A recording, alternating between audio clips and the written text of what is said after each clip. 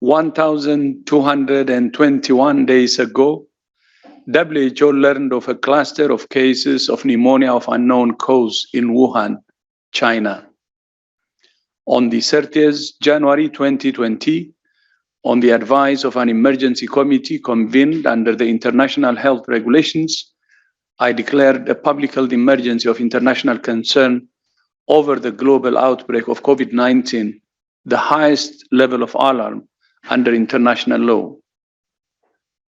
For more than a year, the pandemic has been on a downward trend, with population immunity increasing from vaccination and infection, mortality decreasing, and the pressure on health systems easing. This trend has allowed most countries to return to life as we knew it before COVID-19. For the past year, the Emergency Committee and WHO have been analyzing the data carefully and considering when the time would be right to lower the level of alarm. Yesterday, the Emergency Committee met for the 15th time and recommended to me that I declare an end to the public health emergency of international concern.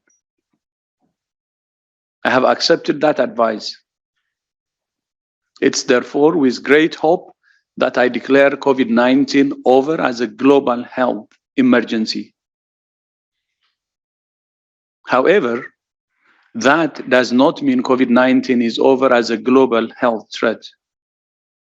Last week, COVID-19 claimed life every 3 minutes. And that's just the deaths we know about. As we speak, thousands of people around the world are fighting for their lives in intensive care units. And millions more continue to live with the debilitating effects of post-COVID-19 condition. This virus is here to stay. It's still killing, and it's still changing. The risk remains of new variants emerging that cause new surges in cases and deaths.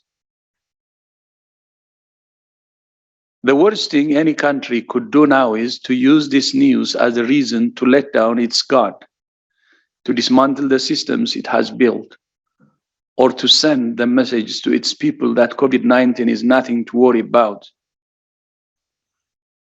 What this news means is that it's time for countries to transition from emergency mode to managing COVID-19 alongside other infectious diseases.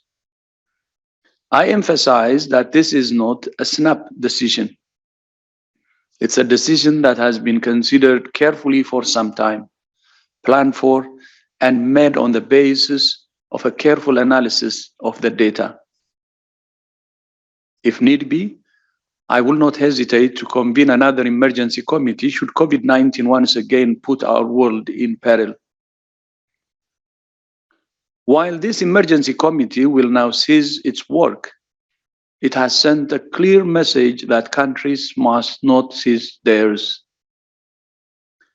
On the committee's advice, I have decided to use a provision in the international health regulations that has never been used before, to establish a review committee to develop long-term standing recommendations for countries on how to manage COVID-19 on an ongoing basis.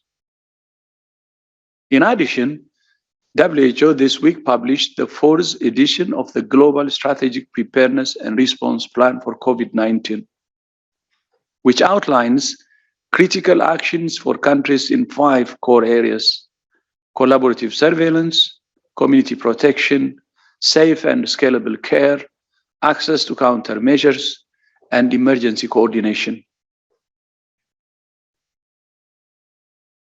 For more than 3 years, the experts on the Emergency Committee have devoted their time, their experience, and their expertise not just to advise me on whether COVID-19 continues to represent a global health emergency, but to also advise on recommendations for countries.